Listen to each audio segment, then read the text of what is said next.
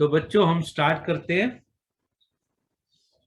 Is matter around us pure. So बच्चों देखो, word pure जो है ना, थोड़ा सा कंफ्यूजिंग वर्ड है। कैसे कंफ्यूजिंग है कि जैसे आप सुनते हो वर्ड कि भैया मिल्क प्योर देना, है ना। अब मिल्क प्योर देना तो मिल्क प्योर है। घी है, अब घी प्योर घी कहते हैं, है ना, ये प्योर घी है। तो प्योर का वर्ड क्या है वहां पे? तो बच्चों प्योर का मतलब जो मिल्क है, घी है या कुछ और सब चीज है, तो उसमें मतलब जो चीजें उसमें रिक्वायर्ड है मिल्क में क्या क्या होता है? मिल्क में आपको पता है ना, कार्ब फैट होता है, कार्बोहाइड्रेट्स फैट होता है, प्रोटीन होता है मिल्क में वाटर होता है। इन सब चीजों से मिलके मिल्क बनता है ना। ऐसे ही घी में भी कुछ चीजें मिलके घी बनता है, प्योर घी है। तो वहां प्योर का वर्ड ये होता है कि जो चीजें वहां जरूरत है बस वही उसके अंदर मिक्स है। जो चीज की जरूरत नहीं है, एडल्ट्रेशन नहीं है, कोई गलत चीज नहीं है, तो हम वहां कहते हैं ये प्योर है। पर साइंस में वो प्योर नहीं है। अगर हम साइंस की भाषा में कहें तो मिल्क घी ये सब प्योर नहीं है। तो साइंस की भाषा में प्योर क्या होता है फिर? तो हम स्टार्ट करते हैं। So in science a pure substance means that, pure substance science में जो है, साइंस क्या समझती है प्योर सब्सटेंस क्या होता है? क्यों? आपको पता है मैटर के अंदर पार्टिकल्स होते हैं, तो सभी पार्टिकल जिससे वो मैटर बना हुआ है वो सारे एक ही तरह के पार्टिकल हो। All the constituent particles, constituent में जिन पार्टिकल से वो मैटर बना हुआ है या सब्सटेंस बना हुआ है, are the same in their chemical nature, मतलब एक जैसे केमिकल नेचर उनकी एक जैसी होनी चाहिए, तो हम कहते हैं प्योर है।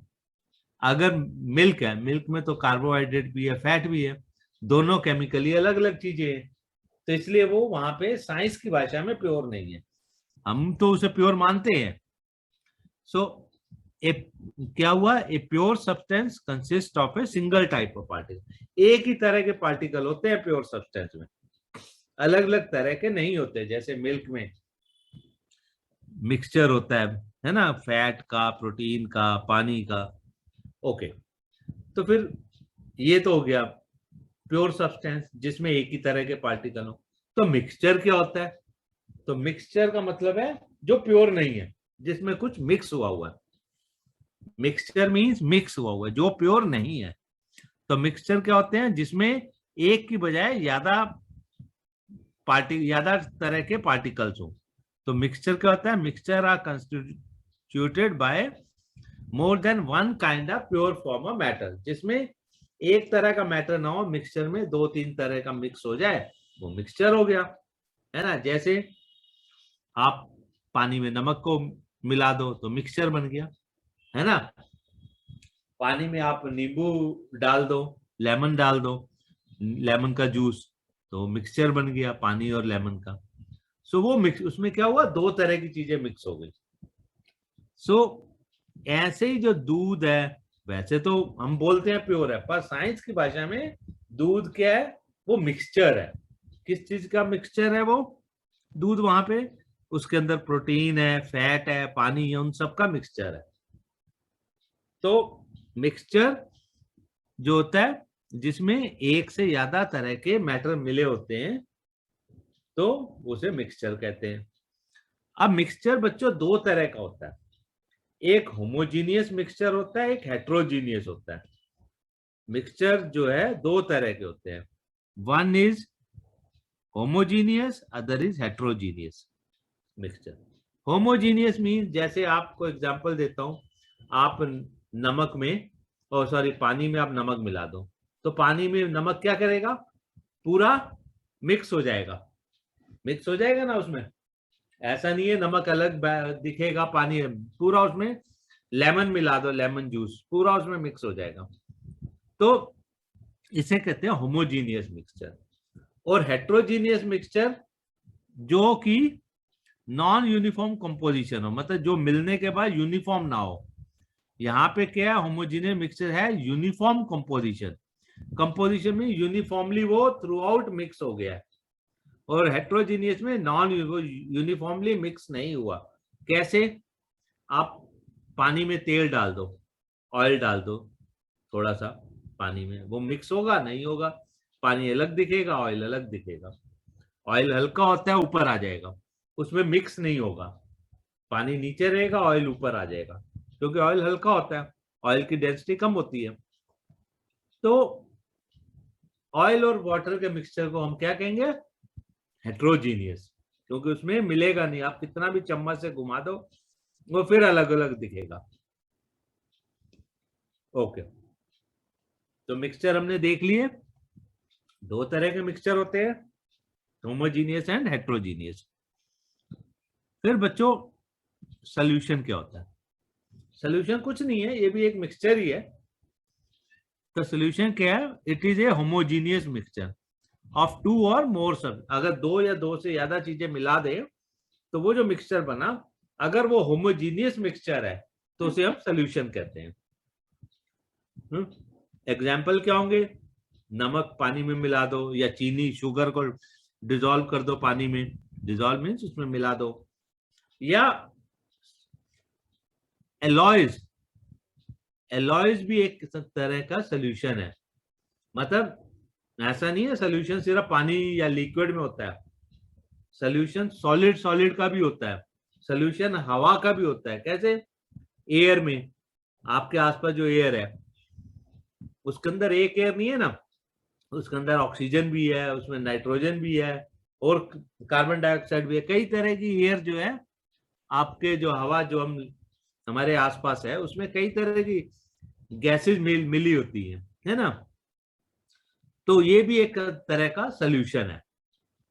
एलॉयज होते हैं, एलॉयज मतलब जहां एक से ज्यादा मेटल मिला दें, मेटल या नॉन मेटल अगर हम मिला देते हैं तो एलॉयज कहते हैं। एलॉयज क्या होते हैं? Alloys mixture of metal and mixture, या तो मेटल्स का मिक्सचर हो या मेटल एंड नॉन मेटल का मिक्सचर हो, मिक्सचर ऑफ मेटल्स और मेटल एंड नॉन मेटल। तो वो जो मिक्सचर होता है उसको भी एलॉय कहते हैं। एयर, तो सोल्यूशन क्या है? सोल्यूशन की क्या कंडीशन है? होमोजीनियस मिक्सचर होना चाहिए, और वो लिक्विड में भी हो सकता है, सॉलिड में भी हो सकता है, और एयर में भी हो सकता है। सोल्यूशन तीनों फॉर्म में हो सकता है। ओके, ऐसा नहीं है सोल्यूशन सिर्फ लिक्विड में होगा। The solution is in all the three forms. तो एलॉयज आपको थोड़ा सा आइडिया मैंने दे दिया। एलॉयज क्या होता है? मिक्सचर ऑफ मेटल्स और मेटल एंड नॉन मेटल। अच्छा, अब बच्चों जो सोल्यूशन होता है इसमें क्या है? एक चीज में दूसरी चीज हम मिलाते हैं तभी सोल्यूशन बना ना, तभी मिक्सचर बना। तो जो सोल्यूशन के क्या कंपोनेंट्स हुए? एक सॉल्वेंट, एक सॉल्यूट। इनको कहते हैं, जो मान लिया पानी में आपने नमक को मिलाया, ठीक है ना, आपने पानी ज्यादा लोगे, नमक तो थोड़ा सा ही डालोगे। पानी में आप चीनी मिलाओगे, पानी ज्यादा लोगे, नमक कम, चीनी कम लोगे, है ना। तो इसमें से एक को कहते हैं सॉल्यूट, एक को कहते हैं सॉल्वेंट। तो अब किसको सॉल्यूट और किसको सॉल्वेंट कहते हैं? तो जो चीज ज्यादा होती है उसको सॉल्वेंट कहते हैं, जो चीज कम होती है उसको सॉल्यूट कहते हैं। कैसे? पानी में आपने नमक मिलाया तो ज्यादा क्या लिया आपने? पानी लिया, नमक तो थोड़ा सा ही डालते हैं, तो पानी क्या हो गया वहां पे? सॉल्वेंट हो गया, और नमक क्या हो गया? सॉल्यूट। तो ये छोटी छोटी डेफिनेशंस या वर्ड्स है नए जो आपको पता होने चाहिए। तो सोल्यूशन में दो चीजें होती हैं, सॉल्वेंट एंड सॉल्यूट। तो क्या लिखा हमने, देखो पढ़ो। The component in large quantity is called solvent. अब दो में से जो चीज ज्यादा क्वांटिटी में उसे सॉल्वेंट कहते हैं, और लेस क्वांटिटी वाले को सॉल्यूट कहते हैं। पानी को सॉल्वेंट कहेंगे, नमक या चीनी मिलाई है तो वो सॉल्यूट हो गया। अब in the solution of water and lemon, तो अगर हम पानी में नींबू का नमक लेमन का जूस डालेंगे तो उसमें क्या होगा? वाटर सॉल्वेंट होगा, लेमन जूस तो कम ही डलता है, तो वो हो गया लेमन इज सॉल्यूट। ठीक है, तो आपको एग्जांपल्स भी दे दिए इन चीजों के। अब है सोल्यूशन की क्या क्या प्रॉपर्टीज होती हैं। अब आपने एक सोल्यूशन है, हमने बोल दिया सोल्यूशन क्या होता है, होमोजीनियस मिक्सचर होता है। सोल्यूशन लिक्विड में भी होता है, सोल्यूशन सॉलिड में भी होता है, सोल्यूशन एयर में भी होता है। एयर का भी सोल्यूशन कहते हैं। अब उसकी प्रॉपर्टीज क्या होती है सोल्यूशन की? सोल्यूशन की क्या प्रॉपर्टीज है? एक तो हमने ऊपर ही लिख दिया था कि होमोजीनियस मिक्सचर होना चाहिए।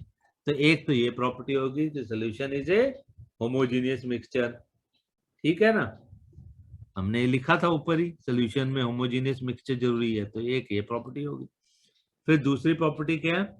जो सोल्यूशन में जो पार्टिकल्स हैं, छोटे छोटे छोटे छोटे जो पार्टिकल्स, हमने लास्ट क्लास में बताया था कि हर मेटल किससे बनता है, छोटे छोटे पार्टिकल से।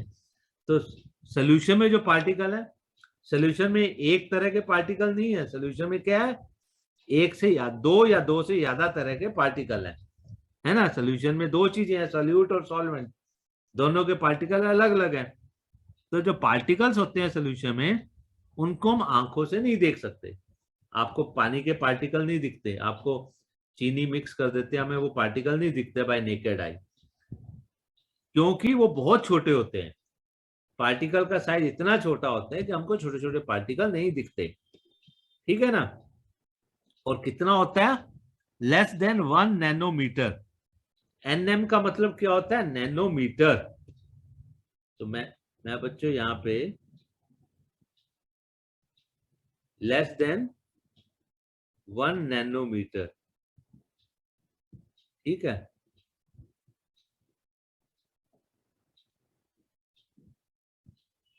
Less than 1 nanometre. तो नैनोमीटर क्या होता है बच्चों, मैं तुम्हें बता देता हूं।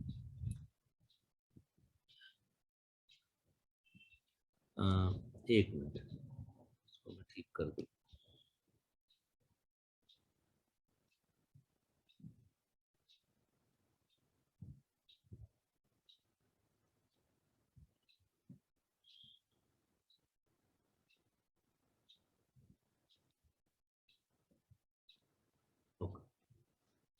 बच्चों नैनोमीटर क्या होता है?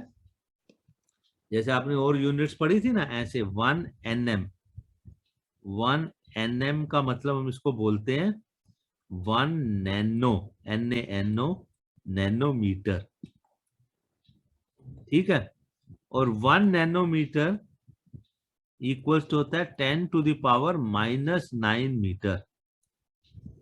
1 नैनोमीटर, नैनो मीन्स इतना छोटा होता है, 10 टू द पावर -9 मीटर, ठीक है। फिर एक और भी टर्म कभी कभी मैं आपको बता देता हूँ यहीं पे, कभी आगे काम आएगी। एक होता है माइक्रोमीटर, ये इसको हम कहते हैं 1 माइक्रोमीटर। तो 1 माइक्रोमीटर क्या होता है? Equals to 10 to the power -6 metre. जैसे मिलीमीटर होता है ना, ऐसे ही 1 माइक्रोमीटर, माइक्रोमीटर में मीटर का इतना छोटा, 10 टू द पावर 6 मीटर, ठीक है बच्चों। सो ये हो गया। अब तो ये क्या है, पार्टिकल्स को हम नेकेड आंख से हम ऐसे नहीं देख सकते हैं, माइक्रोस्कोप में डाल देखेंगे, माइक्रोस्कोप के थ्रू तो दिखेगा, नेकेड आई से नहीं दिखेगा। नेकेड आई मीन्स ऐसे सीधा, कोई माइक्रोस्कोप लगा के देखेंगे दिखेगा, नेकेड आई से नहीं, क्योंकि उनका साइज बहुत छोटा होता है। वो क्योंकि उनका साइज छोटा होता है, तो यहाँ एक और वर्ड आता है स्कैटर। स्कैटर, स्कैटर का मीनिंग क्या होता है बच्चों? जैसे आप कभी सुबह घर की कोई, अगर घर में कोई रोशनदान है जहां से कम सी लाइट आ रही है, या कोई विंडो है, खास तौर पर थोड़ी हाइट पे रोशनदान अगर किसी का, तो उसमें से जब लाइट आती है सुबह के टाइम पे जब देखो, तो आपको लाइट में, हवा में आपको छोटे छोटे छोटे छोटे कण दिखाई देते हैं। कभी हो सकता है आपने किसी ने ऑब्जर्व किया हो। तो वो क्या होता है, जब सनलाइट कमरे में एंटर करती है, तो वो जो हवा में जो छोटे छोटे पार्टिकल्स हैं, उनसे वो स्कैटरिंग होती है, उनसे टकराते हैं। जब वो कण से लाइट टकराती है, तो हमको वो लाइट भी दिखती है, मतलब कि आती हुई, कभी ऑब्जर्व करना, खासतौर पर रोशनदान के थ्रू अगर लाइट आए कहीं तो वहां ज्यादा अच्छा दिखता है, और सुबह के टाइम पे ज्यादा अच्छा दिखता है। तो स्कैटरिंग क्या होती है कि वो इतने छोटे कण होते हैं कि वो जो है लाइट, अगर उसमें से लाइट पास हो तो स्कैटर नहीं करती है। तो does not scatter a beam of light passing through the solution. अगर सोल्यूशन के अंदर से लाइट पास हो रही है, कोई सोल्यूशन है उसके, तो वो स्कैटरिंग नहीं होती है, मतलब हमको लाइट का दिखाई नहीं देती कि लाइट ये ट्रेवल कर रही है, लाइट की रे जो है हमको दिखाई नहीं देती है। स्कैटरिंग होगी तो आपको लाइट देखेगी। तो do not scatter a beam of light passing through the solution. तो आप इसको आगे बड़ी क्लास में जाओगे समझोगे स्कैटर क्या होता है। मैंने आपको एक एग्जांपल दे दिया कि अगर कहीं छोटे होल से या छोटे से रोशनदान से लाइट जब अंदर कमरे में आती है, आप कभी देखना आपको छोटे छोटे कण दिखाई देते हैं, और लाइट का वो जिस रास्ते से आ रही है वो आपको दिखता है रास्ता, सूरज की लाइट का रास्ता बना हुआ दिखता है। अगर मान लिया कोई ऊपर रोशनदान है, तो अगर उसमें से इसमें से ये रोशनदान का छोटा सा हिस्सा, इसमें से लाइट आ रही है, लाइट नीचे कम नीचे आ रही है, तो आपको ऐसे दिखेगी, ऐसे ऐसे पाथ सा दिखेगा, और इसके अंदर ये छोटे छोटे छोटे कण दिखेंगे एयर के, हवा में, तो आपको वो पाथ दिखता है। तो इसका मतलब वहां स्कैटरिंग हो रही है। और जब स्कैटरिंग नहीं होती है तो आपको पाथ नहीं दिखाई देगा। तो सोल्यूशन में स्कैटरिंग नहीं दिखती है। अच्छा, द सोल्यूट पार्टिकल जो होते हैं उनको, जो पार्टिकल मिक्सचर है ना, ये एक से ज्यादा है, कैन नॉट बी, तो सोल्यूट के जो पार्टिकल्स हैं उनको हम, जो पानी में मिला हुआ है या किसी सॉल्वेंट में मिला हुआ है, किसी लिक्विड में या किसी भी चीज में, उसको हम सेपरेट नहीं कर सकते, can not be separated by the process of filtration. अगर हम फिल्टर करें, अगर आप नमक को पानी में आप मिला दिया, या चीनी को आप पानी में मिला दिया, अब चाहो हम फिल्टर करके अलग कर ले, नहीं होगा। हाँ, आप पानी में जो है सैंड मिला दो, सैंड तो उसमें मिलेगी नहीं, थोड़ी देर में नीचे हो जाएगी, तो आप फिल्टर करके सैंड और पानी को अलग कर सकते हो। पर नमक या चीनी आपने, तो वो अलग नहीं होगी फिल्ट्रेशन से। फिल्ट्रेशन समझते हो ना, जैसे आपने छलनी रख दी और पानी निकल गया, ऊपर सैंड रहेगी। तो नमक का पानी होगा या मीठा पानी होगा, तो चीनी अलग नहीं होती। वैसे आप चाय बनाते हो, सिंपल एग्जांपल है, आप ने घर में चाय बनाई, चाय में बनाते हो चीनी भी डालते हो, अब आपने जो है चाय की छलनी से चाय कप में डाली, तो ऐसा थोड़ी ना होता है कि उस ऊपर क्या रह जाता है, सिर्फ चाय की और चाय पत्ती रह जाती है ना। ऐसा थोड़ी ना कि मीठा भी ऊपर रह जाता है और चाय फीकी कप में चली जाती है, नहीं होता ना। मीठी चाय ही जाती है उसमें, कप के अंदर, चाहे आप उसको छलनी से फिल्टर करते हैं। तो मैं आपको इसलिए इजी इजी एग्जांपल दे रहा हूं जो कि आपकी लाइफ में रोज घटते हैं, जो आप डेली देखते हो। तो क्या, solute particles cannot be separated from the mixture by the process of filtration। Filtration से अलग नहीं हो सकते। और वो do not settle down when left undisturbed, वो सेटल भी नहीं होते। कैसे? सैंड पानी में मिलाओगे वो सेटल हो जाएगी नीचे, सैंड तो नीचे बैठ जाएगी थोड़ी देर में, पर चीनी नहीं बैठती है, चीनी तो मिक्स ही हो जाती है। और उसको आप जो है सैंड को अलग भी कर सकते हो फिल्ट्रेशन से। तो ऐसा सोल्यूशन जो मिक्स हो जाता है उसको कहते हैं स्टेबल सोल्यूशन। तो एक नया वर्ड है stable solutions, that is that is a solution is that the solution is stable. ठीक है, दैट इज, ये हटा देता हूं,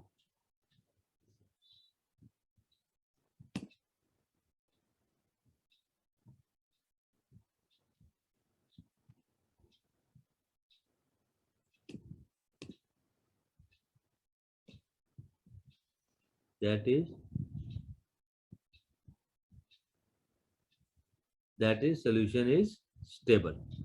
ओके, सो ये हो गया।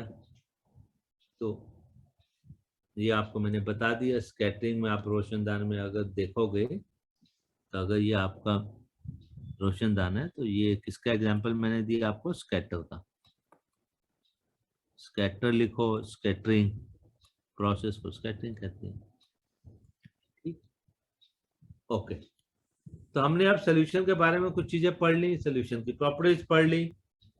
अब हम पढ़ते हैं सोल्यूशन का में नई चीज, concentration of the solution. Concentration से क्या समझते हो? देखो बच्चों, अगर आपने पानी में सॉल्ट डाला और अगर आप सॉल्ट जो है थोड़ा सा डालोगे या सॉल्ट आप बहुत सारा डालोगे, दो चीजें हो सकती है। सॉल्ट आप बहुत सारा डालो या सॉल्ट आप थोड़ा सा डालो, या सॉल्ट आप इतना डाल दो कि एक कप में जो है आप 2 चम्मच पानी लो और 4 चम्मच सॉल्ट डाल दो। तो वो सॉल्ट उस 2 चम्मच पानी में मिक्स होगा? नहीं होगा, क्योंकि वो तो क्या हो जाएगा, पानी कम है, सॉल्ट ज्यादा है, तो आपको सॉल्ट सॉल्ट दिखेगा। या आपने एक कप पानी लिया, उसमें आधा चम्मच जो है नमक डाला, या उसी कप पानी में आपने 2 चम्मच नमक डाल दिया। तो आपने नमक जैसे जैसे डालते जाओगे ज्यादा, तो क्या होगा, नमक का टेस्ट बढ़ता जाएगा, है ना, या चीनी का टेस्ट पानी में बढ़ता जाएगा। तो उसको कहते हैं कंसंट्रेशन। कंसंट्रेशन उसकी क्या हो जाएगी, बढ़ती घटती जाएगी। तो अब हम कंसंट्रेशन पढ़ते हैं।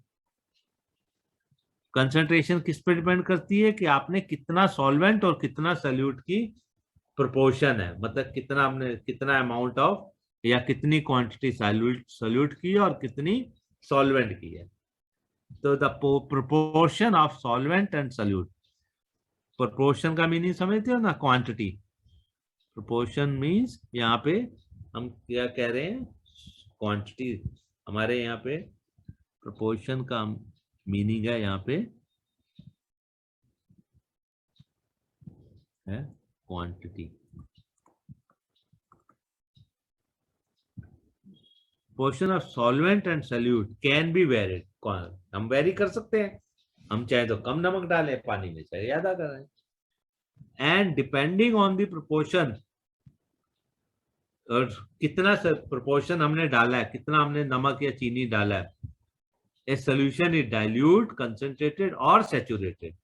मतलब डाइल्यूट मीन हमें कम मीठा लग रहा है तो हमने कहा डाइल्यूट है, हमने और चीनी डाल दी तो हम कहेंगे नॉर्मल है, हमने और ज्यादा डाल दी तो हम कहेंगे अब ज्यादा हो गया, नमक मीठा ज्यादा हो गया है, नमक ज्यादा हो गया, तो कहेंगे वहां पे कंसंट्रेशन बढ़ गई। और एक है सैचुरेटेड, जिसमें पानी कम है और नमक ज्यादा है, 2 चम्मच पानी में हमने 4 चम्मच नमक डाल दिया, तो वो केस क्या होगा, सैचुरेटेड। सैचुरेटेड मीन जहां पे पूरा सॉल्यूट डिसॉल्व नहीं हो रहा। सैचुरेटेड स्टेज कब होती है, जब सॉल्यूट पूरी तरह से डिसॉल्व नहीं हो रहा, सॉल्यूट बहुत ज्यादा हो गया और जिसमें मिला रहे हैं सॉल्वेंट वो बहुत कम है, तो वो सैचुरेटेड स्टेट हो जाती है। कि जब सॉल्यूट आगे डिसॉल्व होना बंद हो जाए तो सैचुरेटेड होती है, सैचुरेट हो गई बस, अब और नहीं। ओके, तो अब एक नया वर्ड आएगा बच्चों, इसमें ना क्या है, चैप्टर में आपको नए नए वर्ड्स हैं, तो ये आप बार बार पढ़ोगे 2-3 बार अपनी बुक में, या ये वीडियो बार बार देखोगे 2-3 बार, तो आपको वर्ड्स याद हो जाएंगे। अब नया वर्ड आता है बच्चों, सॉल्युबिलिटी। सॉल्युबिलिटी क्या होता है, ये सब सॉल्यूशन से रिलेटेड वर्ड्स हैं, है ना। तो सॉल्युबिलिटी क्या होता है, is the amount of solute present, कितना सॉल्यूट प्रेजेंट है इन ए सैचुरेटेड सॉल्यूशन। अगर कोई सैचुरेटेड सॉल्यूशन है एट ए पर्टिकुलर टेम्परेचर, मतलब अगर कोई सॉल्यूशन सैचुरेटेड है मींस उसमें आपने जितना मिलाना था मिला दिया, सॉल्यूट बढ़ाते गए, अब एक स्टेज आ गई कि अब और जो है उसमें मिक्स नहीं हो रहा, बस मैक्सिमम हो गया, जितना मिलना था सॉल्यूट मिक्स हो गया, डालते गए क्वांटिटी बढ़ाते गए, अब वो सैचुरेट हो गया, अब और सॉल्वेंट के अंदर वो डिसॉल्व नहीं हो रहा, जितना होना था हो लिया। तो उस वक्त जो सॉल्यूट की क्वांटिटी होती है, तो सॉल्युबिलिटी उसको कहते हैं सॉल्युबिलिटी। तो सॉल्युबिलिटी क्या होती है, is the amount of solute, solute का amount present in a saturated solution at a particular temperature. इसका मतलब क्या है कि अगर टेम्परेचर चेंज होगा तो सॉल्युबिलिटी भी चेंज हो जाती है, मतलब अमाउंट ऑफ सोल्यूट चेंज हो जाता है। टेम्परेचर अगर हम चेंज कर देंगे तो अमाउंट ऑफ सोल्यूट्स का जो अमाउंट है वो भी चेंज हो सकता है। तो सॉल्युबिलिटी किसी एक टेम्परेचर पे होती है, तो solubility is the amount of solute present in a saturated solution at a particular temperature, किसी एक टेम्परेचर पे। solubility of different substances in a solvent is different at same। Her solubility different substance मतलब कोई substance है वो उसकी quantity, अगर आपके पास कोई लिक्विड है, मान लिया वाटर है, उसमें कोई एक सब्सटेंस है, वो एक क्वांटिटी उसकी जाएगी और वो सैचुरेट हो जाएगा। कोई दूसरा सब्सटेंस है वो डालेंगे तो उसकी कोई दूसरी, तो क्वांटिटी जो है ना सोल्यूट की वो अलग अलग होती है इन ए गिवन सॉल्वेंट, ताकि वो क्या बन जाए, सैचुरेटेड सोल्यूशन। तो किसी भी सोल्यूशन को सैचुरेट होने के लिए हर एक सोल्यूट की अलग अलग क्वांटिटी होती है। ऐसा नहीं है जितना नमक डलेगा उतनी चीनी डलेगी उसे सैचुरेट करने के लिए, नहीं। अगर हम सैचुरेट करेंगे तो अलग अलग होगा उनकी क्वांटिटी। तो बच्चों मैथमेटिकली सॉल्युबिलिटी को जो है ना, या कंसंट्रेशन को हम तीन तरह से डिफाइन करते हैं। Mathematical expression of concentration of A solution, कोई सॉल्यूशन है उसका मैथमेटिकली हम तीन तरह से करते हैं। अब तुम्हें जैसा क्वेश्चन आएगा एग्जाम में वैसा करना होगा। मास बाय मास परसेंटेज, एक होता है मास बाय मास, एक होता है सेकंड मास बाय वॉल्यूम, एक वॉल्यूम बाय वॉल्यूम, तीन तरह से होता है। तो क्या होता है ये कंसंट्रेशन, क्या होती है, मास of solute into 100 divided by mass of solution. तो ये हो गया मास मास, ऊपर भी मास, न्यूमरेटर में भी मास सोल्यूट का, और नीचे मास ऑफ सोल्यूशन। सोल्यूशन का मतलब क्या होता है, मास ऑफ सोल्यूशन का क्या मतलब है यहाँ पे, मास ऑफ सोल्यूट तो ठीक है, मास ऑफ सोल्यूट तो भाई जितना सोल्यूट है उसका मास। सोल्यूशन, मास ऑफ सोल्यूशन का क्या मीनिंग है यहाँ पे, तो ये एक थोड़ी सी बात है यहाँ पे समझने की। मास ऑफ सोल्यूशन, सोल्यूशन में क्या क्या चीजें हैं, दो चीजें हैं, सॉल्वेंट एंड सोल्यूट। मैंने बताया था ना, सोल्यूशन में क्या है, एक सॉल्वेंट होता है एक सोल्यूट। तो मास ऑफ सोल्यूशन का मतलब है मास of solvent plus mass of solution में दोनों चीजें हैं, तो सॉल्वेंट और सोल्यूट दोनों का मास, उसका ऐड, मास ऑफ सोल्यूट। तो मास ऑफ सॉल्वेंट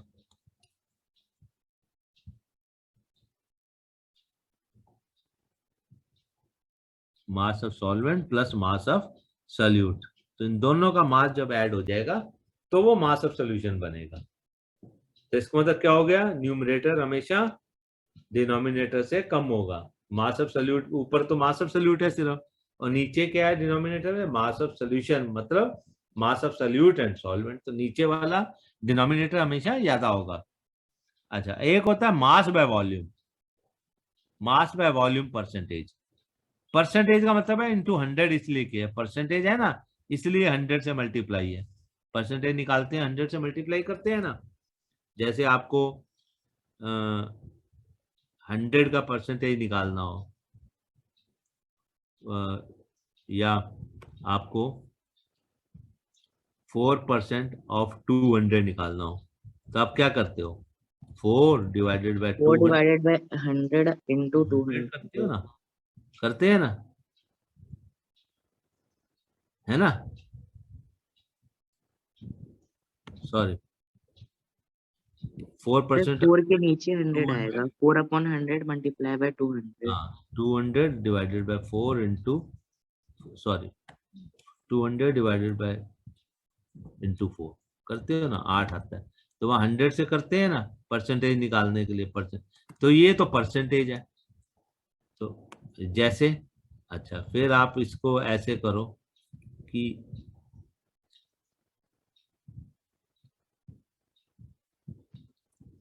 अगर ये हो हाउ मच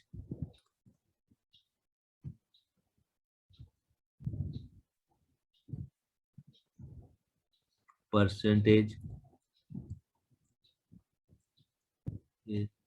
ऑफ 200 इज 8।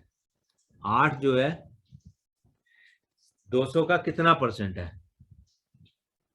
8 200 का कितना परसेंट है? अभी हमने किया था 4% आता है। तो अब ये करना हो तो कैसे करोगे? 8 200 का कितना परसेंट है? तो हम क्या करते हैं, 8 डिवाइडेड बाय 200 इंटू 100 करते हैं ना वहां। ये डिवाइड करेंगे तो 4 आएगा, तो 4%। तो जब फर्स्ट परसेंटेज निकालते हैं तो 100 से मल्टीप्लाई करते हैं, है ना। तो how much percentage of 200 is 8, तो ये होगा 8 डिवाइडेड बाय 200 इंटू 100, तो 4%। ठीक है ना। सो इसलिए 100 से मल्टीप्लाई है। अब mass by volume percentage of a solution, तो इसमें क्या होगा, ऊपर तो मास ही आएगा, mass of solute into 100 divided by volume of solution आ जाएगा नीचे। मास बाय वॉल्यूम है ना, तो ऊपर मास नीचे वॉल्यूम ऑफ सोल्यूशन। एक होता है वॉल्यूम बाय वॉल्यूम, तो ऊपर भी वॉल्यूम नीचे भी वॉल्यूम। वॉल्यूम अब आएगा हमेशा ऊपर सोल्यूट और नीचे हर बार सोल्यूशन। अब ये है मास आएगा कि वॉल्यूम आएगा, वो डिपेंड करेगा आपको कैसे निकालना है। तो मास बाय मास निकालना है, मास बाय वॉल्यूम निकालना है, या वॉल्यूम बाय वॉल्यूम परसेंटेज निकालना है। तो ये कंसंट्रेशन के 3 मैथमेटिकल एक्सप्रेशन है। ठीक है बच्चों। अब एक न्यूमेरिकल करते हैं, तुम्हारी बुक का ही है, तो इससे तुम्हें आइडिया होगा कंसंट्रेशन कैसे निकालते हैं। तो देखो, एक solution contains 40 gram of common salt in 200 gram of water. तो मास ऑफ 40 ग्राम तो मतलब मास ही है। मास ऑफ सोल्यूट क्या है?